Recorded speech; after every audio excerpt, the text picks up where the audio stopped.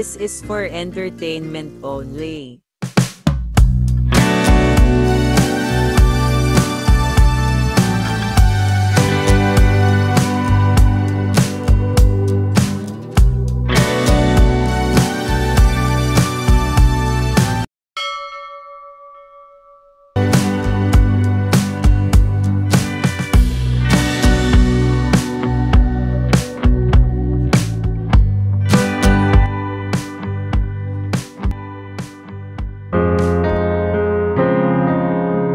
Aries.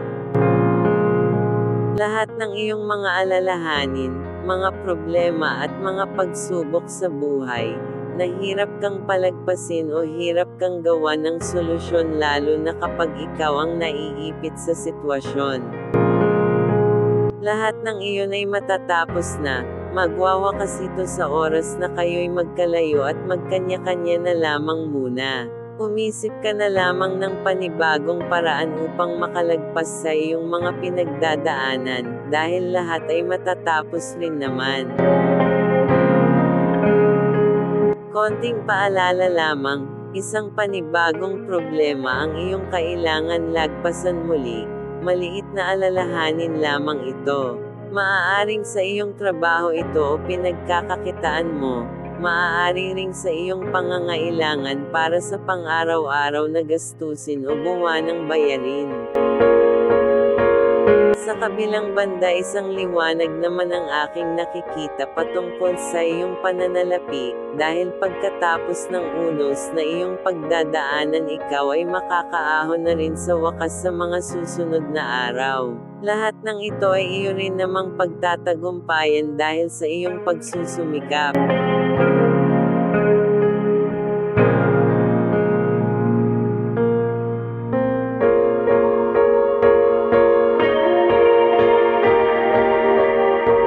Taurus. Isang paalala ito, na huwag basta-basta na lamang gagasta sa mga bagay na hindi naman mahalaga, para pag-akasayan mo ng iyong salapi. Dahil ayon sa langit ikaw ay hindi makakabangon dahil sa iyong pagkahumaling sa mga bagay na hindi naman ganoon kahalaga para iyong unahin pa. Maaari ring ikay galanti sa mga handaan, ubos biyaya kung tawagin ng iba, basta may hawak na salapi anuman ang iyong matipuhan ay iyong pag-aaksayahan, dahil lamang ikay natuwa o nagandahan. Pinansyal mo ay malalagay sa alanganin, maaaring ang inyong pangunahing pangangailangan ay nalalagpasan kaya kapag oras ng kailangan ikay nangungutang. Pagbubudget ang hindi mo magawang ayusin, kailangan muna bago ang kagustuhan lamang. Maaaring nasa panahon ka ngayon ng pagiging masayahin, ano man ang iyong gustuhin ay siyang nagpapagaan sa iyong kalooban at isipan, ngunit ito rin ay iyong magiging sakit ng ulo pagkalipas.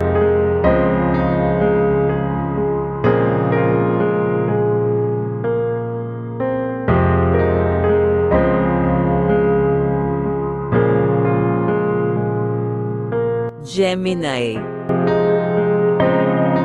Madamdamin ang taong ito sa iyo, maaaring maraming hiniling mula sa iyo, mga pagkaing gusto niyang matikman o maging takaw tingin lamang. Maaaring ang lahat ng ito'y hindi mo nagagawang ibigay o ipagkaloob sa kanya, dahil lagi kang galit at mainit ang ulo. Posibleng naglilihi na ang taong ito o buntis, o maaari ding gusto lamang nitong ikaw ay makasalo sa hapagkainan upang magkaroon kayo ng kwentuhan sa mga bagay-bagay o kaya inyong tatalakayin ang inyong mga pangarap para sa inyong bukas. Maaaring busy ka sa sarili mong mundo. Sa makatuwid maaaring isang pagpapahalaga mula sa iyo ang nais nitong makuha at maramdaman niyang andyan ka bilang kanyang kasama, dahil siya'y andyan parati kahit sa panahong walang-wala ka. Pag-uusap ang isa sa pangunahing kailangan upang manatiling buo ang isang pamilya at nagkakaisa. Dahil kapag wala ng pag-uusap ang bawat isa, mga estranghero na lamang kayo at kayo'y masasanay na sa ganoong sistema. Maaaring ito din ang maging dahilan ninyo upang mawalan na ng pagmamahal sa bawat isa.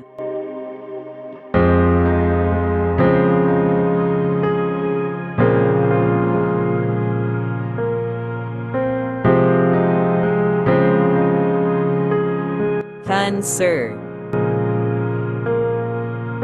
Mga pangamba at pag-aalinlangan ang iyong pinagdadaanan, maaaring mula pa ito sa mga nakalipas na mga problema, mga bagay na hindi ninyo naaayos pa, mga problemang nagbigay sa iyo ng mabigat na stress at takot, para sa mga susunod na magaganap pa. Isang babala ang aking nakikita patungkol ito sa iyong pangunahing mga pangangailangan. Maaaring magkaroon ka ng problema sa iyong sweldo o pinagkakakitaan. Hindi ka makasahod kaagad, o maaaring ang salapi mo'y naudlot dahil sa mga maliit na dahilan. Maging ang isang tao din na ito ay laging mainit ang ulo sa iyo dahil sa salapi na inaabot mo. Maaaring kulang na kulang ito dahil sa pagtaas ng mga bilihin, maaaring kagipitan ang iyong nararanasan, at hirap ka pang makaisip ng paraan upang masolusyonan. Humihiling na din ito sa iyo ng isang legal na pagsasama at magkaroon ng sumpaan sa hirap at ginhawa. Ngunit paano ka nga ba nito mauunawaan sa inyong sitwasyon? Maaaring kailangan nyo lamang mag-usap na dalawa.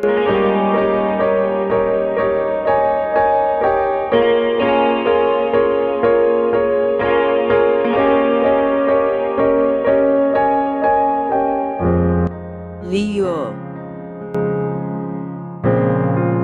Isang mahalagang mensahe ang sa iyo ay ipapabatid ng taong ito. Maaaring mula ito sa isa mong mga kamag-anak o iyong mga kaibigan. Isa itong mahalagang tao sa buhay mo na malapit sa iyo. Kailangan mong iproseso ito sa iyong damdamin at emosyon. Maaaring mabigat ito at masakit.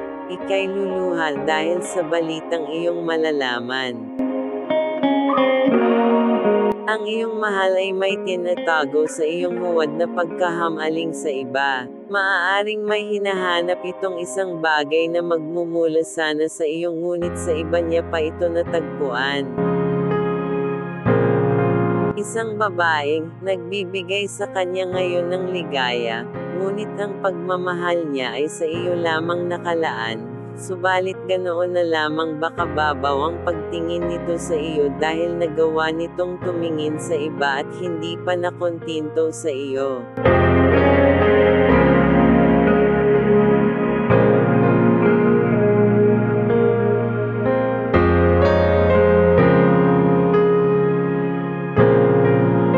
Virgo. Isang maginhawang pamumuhay, na hindi salat sa salapi at hindi labis-labis katulad ng iba, maayos at masaya ang inyong pagsasama, ngunit may isang taong sisira nito at muling gugulo ang iyong mundo. Isang taong mahilig makiapid para sa salapi. Ito ang muling mag-uungkat ng mga nakalipas na sakit at pait na iyon ang naranasan mula sa mga nakalipas na kamalian sa iyo ng iyong karelasyon. Pagsubok muli bilang isang may asawa, mga pagsubok mula sa iyong katatagan, kung paano mo ito malalagpasan muli dahil maaaring ito na ang huli at ika'y susuko at hindi nakakapit pa. Ang pagwawakas ng inyong pagmamahalan ay sisiklab, mula sa mga salapi na dapat niyong paghatian, mga napundar na dapat niyong makamtan, mga responsibilidad na dapat niyang maobliga, mga bagay na dapat ninyong tapusin na. Maaaring sumusuko ka na talaga sa paulit-ulit na mga dahilan.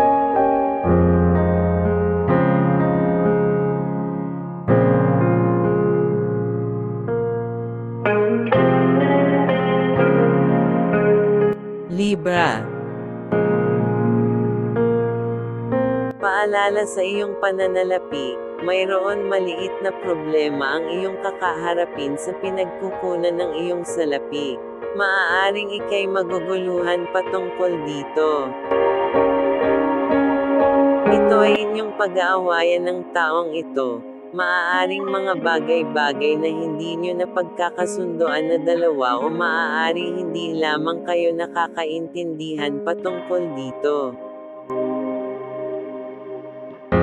Subalit ikaw naman ay maparaan at madiskarte ang maliit na problemang ito ay iyo naman agad magagawa ng paraan at masosolusyonan. Malakas ang iyong paniniwala sa iyong kakayahan at kagalingan dahil alam mong sa lahat ng bagay ay iyong pinag-iisipan at pinagpapaguran sa magandang paraan.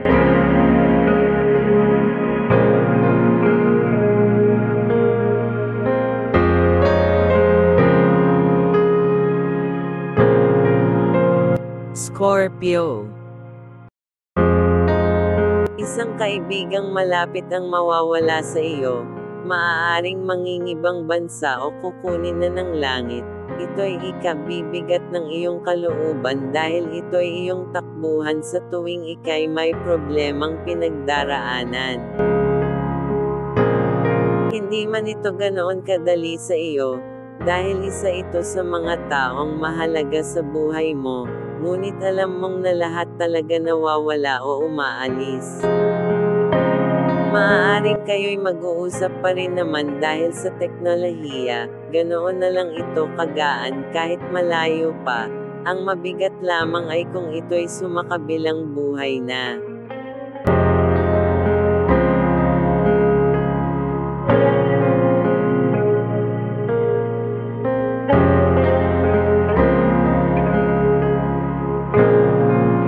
Sagittarius. Ang taong ito ang iyong karelasyon o dati ng karelasyon, maaaring sa ngayon ikaw ay hirap na makuha ang nararapat na responsibilidad niya sa inyo ng buo, mayroon kayong madalas na pinag-aawayan, maaaring sa mga pangangailangan niyo ito o ng inyong mga supling. Madalas kulang na kulang ang naiaabot nito sa iyo para sa pang-araw-araw niyong gastusin. Nakukuha pa nitong mag-happy-happy kasama ang tropa niya, habang ikaw ay lugmok sa problema. Kaya madalas ikaw na rin ang gumagawa ng paraan para makaraos lamang sa inyong mga pangangailangan. Panahon na para sa iyong pagbabago. Kung ayaw niyang magbago, ikaw din ang makakaalam sa sarili mong mga plano para magwakas na itong hirap mo.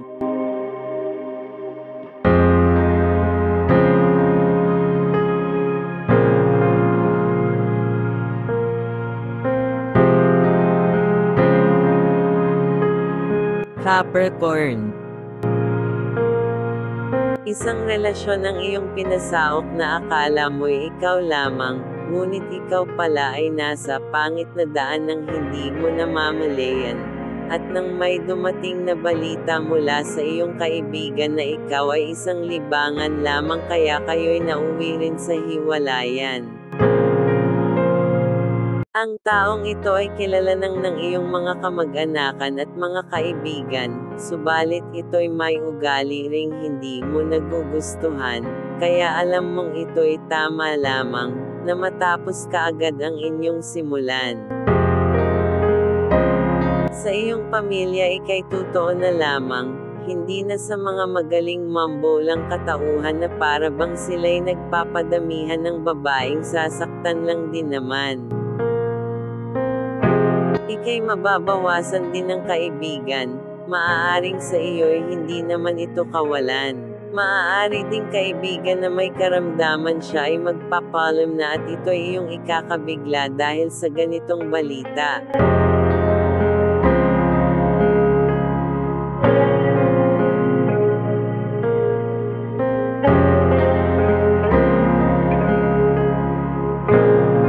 Aquarius. Pagbabago sa iyong buhay, pag-aalala sa bukas, pag-alinlangan sa mga bagay na nais mong gawin, pagkabahala sa mga maaaring mangyari. Ito'y mangyayari pa lang ngunit sa iyo'y para itong magaganap na. Maaaring lumalaban ka sa isang pagsubok, ngunit ika'y naguguluhan. Subalit ang pagkabahala at pag-aalala mo'y matutuldukan na, ayon sa langit ang lahat ng iyong pinaghihirapan na makamit ay unti-unti mong makakamtam. Huwag ka lamang mananawang maging mabuti kahit nasa kalagitnaan ka ng apoy, ehenga mo ito ng malalim at piliin mo ang tama at nararapat. Ano man ang iyong pinagdaraanan ay magwawakas. Patuloy ka lang sa iyong mga pangarap at pagsisikap, lahat ng ito'y malapit ng matupad, tamang diskarte lamang at paggamit ng iyong salapi.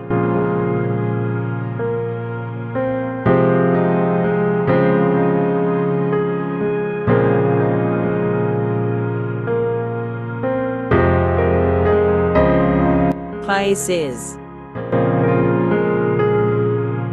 Isang negatibong tao ang madalas nagpapainit ng ulo mo, at madalas kinaasaran mo. Maaaring pakiramdam mo hindi naman ito makatulong sa iyo, pinahihirapan ka pa nito sa sitwasyon mo.